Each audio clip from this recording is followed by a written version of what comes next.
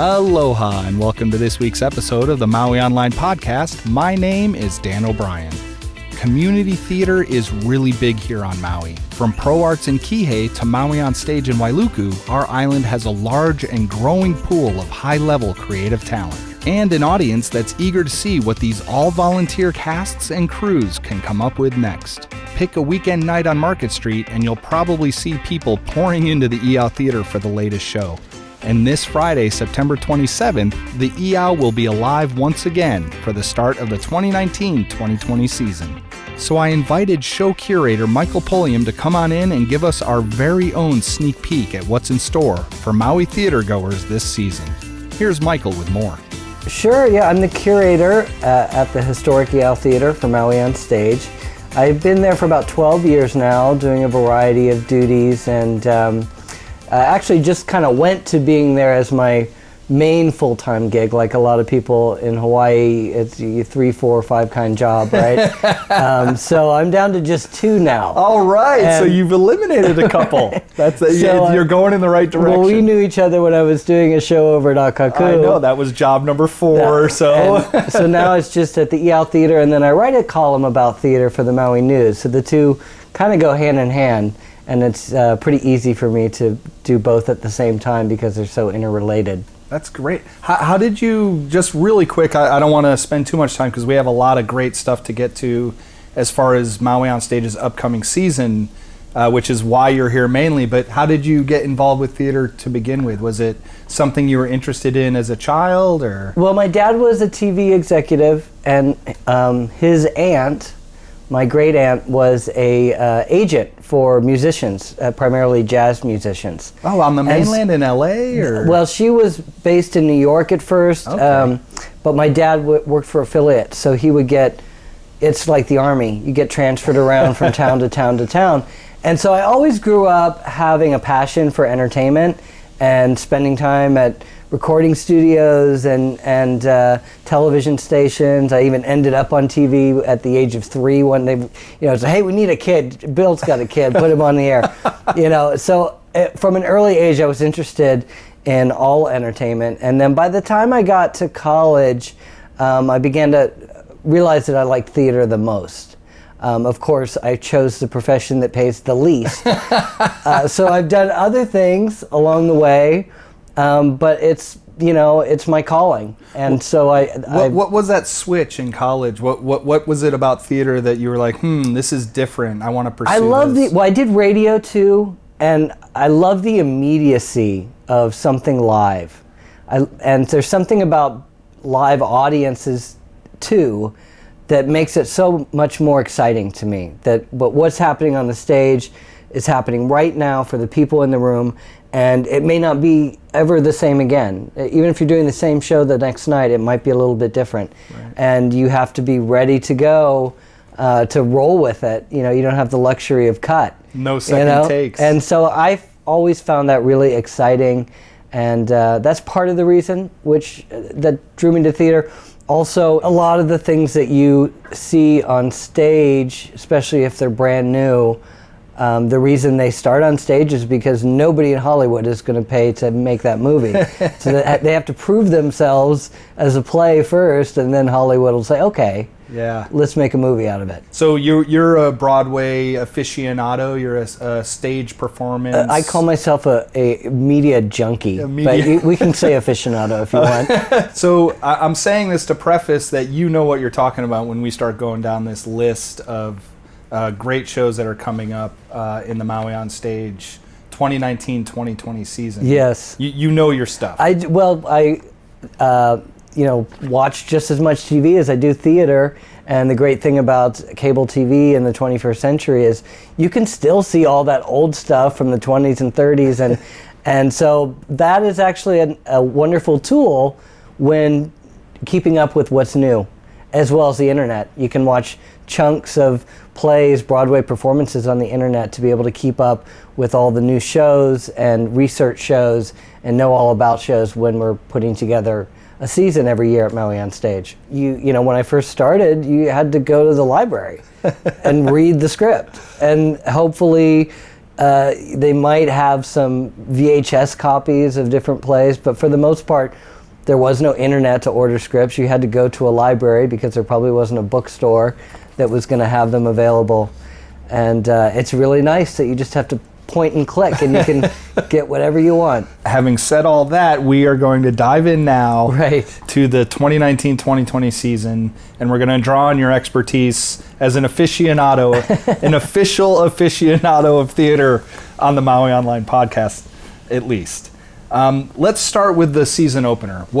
Tell us about the season opener and why you chose this as the big opener. The Graduate opens on the 27th, next Friday. Classic movie, classic book. Yes. Yes. One of the things that drew me to The Graduate was that I felt like there's a lot of baby boomers that are either semi-retired or retired on Maui that have a special place in their heart for that movie, and seeing as a great deal of the people that go to see 3, 4, 5 plays a year are in that age range, we thought it would be a good fit to start the season. But it's also really funny. It's very hip. Yes. And I think it's just as appealing to young people who I'm discovering know nothing about this story, even though it's primarily about a 21-year-old man who is just out of college and struggling with what to do with the rest of his life, and he's just as discouraged about the world around him in the future as 21-year-olds are today. I was reading the description and I was thinking exactly the same thing, that today's youth seem very, not in a daze, but they're just wondering what to do now. Things seem a little bleak. And from what I remember of The Graduate, it was that kind of dark humor type of stuff. It is a little on the dark side. So tell us a little about the story and why people today might relate to it. Well, he's a very smart kid that kind of did everything that his parents and their friends and everybody's parents and friends and kids did, which was to essentially follow the rules. The play, it doesn't really specify where it is. In the book, the original story, it's Pasadena. So anybody who knows Pasadena knows that it's this weird Republican bubble world of exclusivity and privilege and wealth and old money and cotillions and tea parties and things like that. Smack dab in the middle of Los Angeles. Martini lunches and all of that. So he's kind of disgusted by that world. But yet he went off to college, Eastern College. It doesn't really specify where, but it's implied that it was an Ivy League school. And he comes back, he's got everything in front of him. The majority of people around him in his world are lawyers and accountants and stockbrokers. And so he has all kinds of options of sort of a cushy job that he can walk right into and be mentored. Right. And it's in the midst of, the Vietnam War and race riots and this dysfunctional, rebellious youth movement. Civil unrest. And he just has no interest in that world at all. Decides he's going to kind of take the summer off and falls into being seduced by one of his father's best friend's wives, who's maybe the original cougar, I don't know, Mrs. Robinson. And she says, I find you very attractive, and if you ever want to hook up, give me a call. So he loses himself into that almost like a drug all summer long, until finally her husband, Mr. Robinson, says, you really need to take out my daughter. You got to take out my daughter. You got to take out. So he reluctantly does it because he doesn't want to have a family get together and have the what do you want to call it, the tension of having all the families together. And his father and that father are related business-wise. They're business partners. Yes. They're lawyers. So he falls in love with her. He thinks it's just going to be like, I'm going to take her out once and then it'll be over. And then finally he has hope and dreams and he comes alive, but he's got to deal with the fact that his one girlfriend is a daughter and the other girlfriend is her mother. Which is a very twisted situation to find yourself in. So that enter the dark humor, I guess, yes. Well, one of my favorite things is when he's explaining it to Mr. Robinson, who's obviously a combination of depressed and angry and sad, and he says, It might have been as if we were shaking hands. It was meaningless. It and then was he that says, meaningless. well, excuse me if I don't shake your hand. So it's a dark humor, but once you get to know these characters, it's character-driven humor.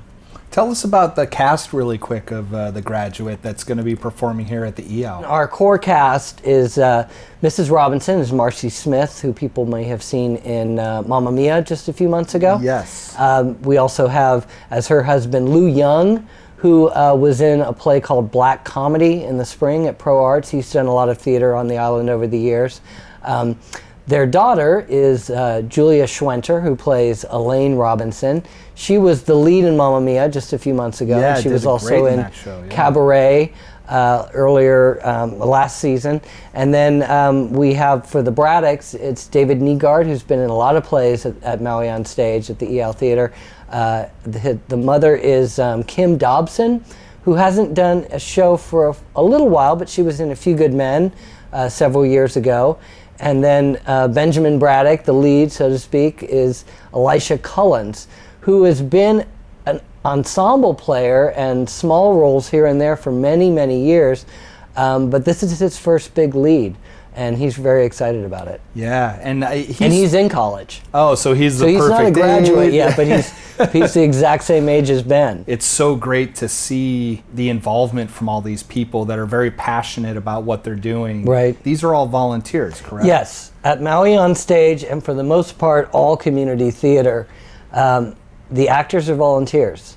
And there's a great many additional volunteers necessary for community theater, ranging from carpentry to assisting with lights and technical aspects, a lot of behind marketing, the scenes stuff, yeah. ushering, running the snack bar. It's a big list of things that nobody really thinks about, and it couldn't be done without volunteers. Yeah, it's a great point to make, because it does require involvement from the community to make community theater in all aspects of the show, both on Right. stage and behind the scenes. Absolutely, it does. Yeah. All right. So when?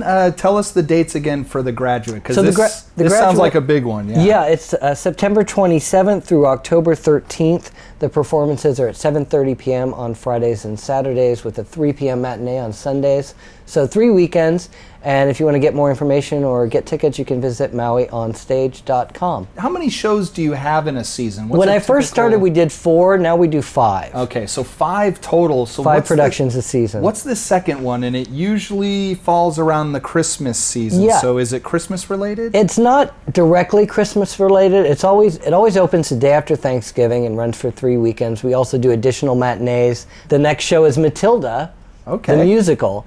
And a lot of older people have said to me, I have no idea what that is. What's Matilda? And I said, ask your granddaughter. She will tell you everything you need to know about Matilda. We just saw the movie with my daughter.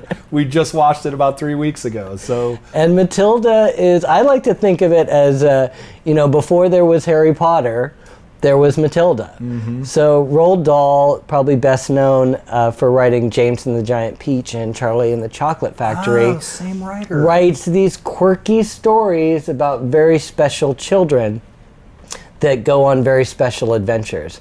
And there is another sort of dark element, which is why I referenced Harry Potter, because it's in that same vein of it's meant for extraordinary children, because sometimes I think we dumb down things for kids too much. Yeah. Especially now that they can make your phone work better. When you, what did I do? What Yeah. button did I They press? can figure it out Your for you. 11-year-old probably can fix it in 30 seconds. Your original IT person is your granddaughter or your child. Yes. Right, and so that's the type of show we were looking for.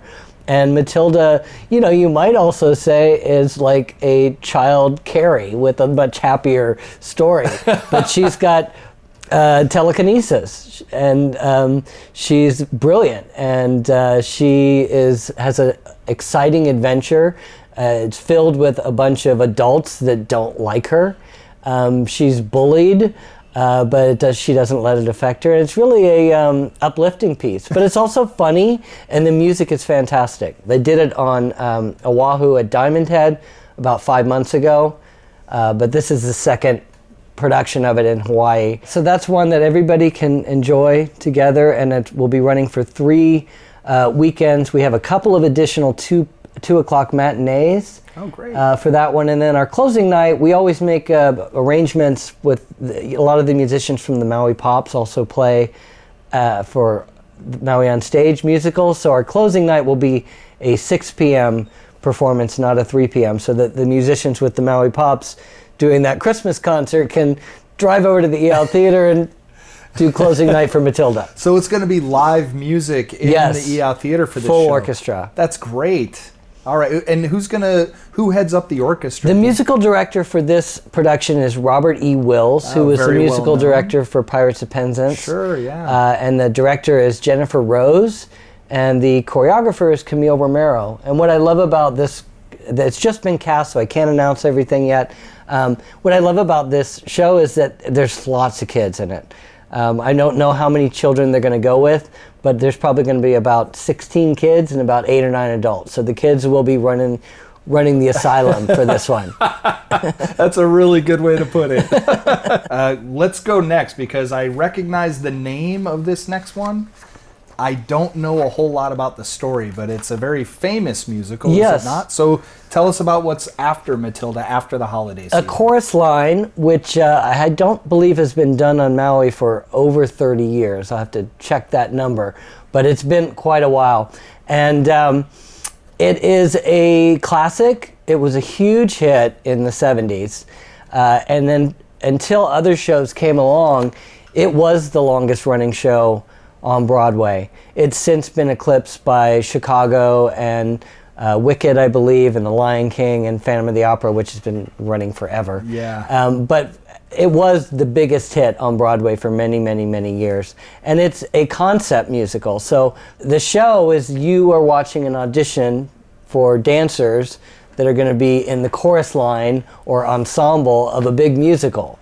And that's the show. The show is the audition. It sounds like a Mel Brooks movie where you're kind of like behind the scenes in a way. So there's really not a set. They're all dressed the way that dancers dress when they go to an audition. Just kind of plain clothes. Right, they're wearing tights, leg warmers, sweatshirts, t-shirts, nothing matches. They've got holes in their tights. They're wearing dance shoes. They've got water bottles on the floor. That's awesome. And then the director, for most of the show, is on a microphone somewhere in the back of the theater saying, okay, again, faster, you know what I mean? Just making, but he's an essential character in the show. But is it kind of a voice of God It's a voice of God, yeah. That's exactly the way it's done. So you never actually see the director, but he's ever present. Exactly, yeah. I mean, in many ways, he's the star, but it's the voice of God's the best way to put it. So without like the big, huge stage production, kind of giant set kind of stuff, are the stories of the characters more personal? They're much more personal, so much tell more us focused. About, like, some of the stories that we might be able to. Well, each dancer has their own story to tell, okay. And some of it, this is a little R-rated. This is not the one to take your kids to, because there is some language, and then a lot of the stories that people tell are adult stories. Okay. What makes this one so legendary as far as past performances? It was incredibly unique when it came out, and it was a story that was incredibly real, because it's the story of gypsies. Who are these dancers that probably know they're never going to get more than 1 or 2 speaking lines. They know that there's a limit to their career, probably somewhere in the neighborhood of 35 or 36. Mm-hmm. And then if they don't become dance instructors or choreographers or have something or marry somebody rich, that's the end of their career. Yeah. It's not unlike, a professional athlete. There's only so many years that a basketball player can make it in the NBA. Yeah. And it's the same thing for these Broadway dancers. Okay. And so it's sort of a look inside of their world, an appreciation of what they do. And the music is fantastic. It's by Marvin Hamlish. And then you have this fantastic dancing as well. So it's going to be a hard show to cast. It's a tough show. It's going to require 15, 16 incredibly talented dancers. So if there are any dancers listening, there aren't always roles for the dancers on Maui. This is a show that requires the dancers more so than the actors and the singers. I mean, hopefully we'll have some triple threats, but if you can't dance, this is not the show to go out for. There's a lot of people very passionate about this world, aren't there? Well, it goes both ways. There are people on this island that are immensely talented that have done Hollywood and Broadway. Big time stuff. And there are other people that are like, why didn't you ever go to Hollywood or Broadway? You should have, you still can, you know. Yeah. I would say that if you made a list of the individuals that perform regularly on Maui, you're talking about 250, if not more. And many of them are, you know, there's not enough leading roles to go around. Yeah. You know, that we're not, it's not for lack of talent. It's, you know, there's only just so many shows a year that can be produced, and you're always searching for that. Oh, that's my show. That's my wheelhouse. That's the type of role I've been looking for. Okay, we got a chorus line opening late February 29th to March 15th.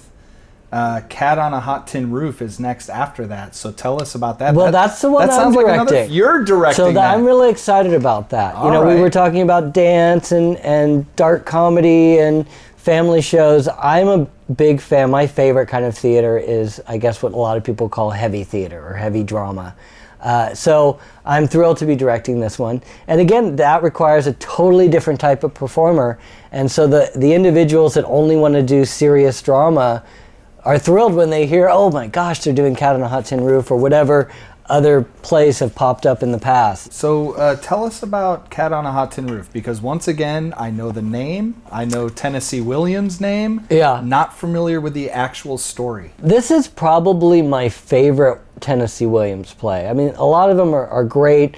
Some of them are difficult to be able to recreate. Cat on a Hot Tin Roof is a wonderful one for community theaters to be able to do over and over and over again, because the entire show takes place in one bedroom of a big house. So you don't need to go crazy with a set. In fact, it's almost more of a distraction because you want to be focusing on these intimate performances. And it's a show about a couple that's been married for a while, and they're you know, they've grown, I don't want to say tired of each other, but their relationship is certainly strained. And they have a birthday party, a family birthday party that they're celebrating. The patriarch of the family's name is Big Daddy. He's got cancer, and everybody's tiptoeing around the idea that he's going to pass on. He's incredibly wealthy, as I said, and somebody's got to inherit the money. Well, Brick is a drunk and unreliable. Maggie, on the other hand, his wife, is astute and clever and in some ways manipulative, but incredibly likable.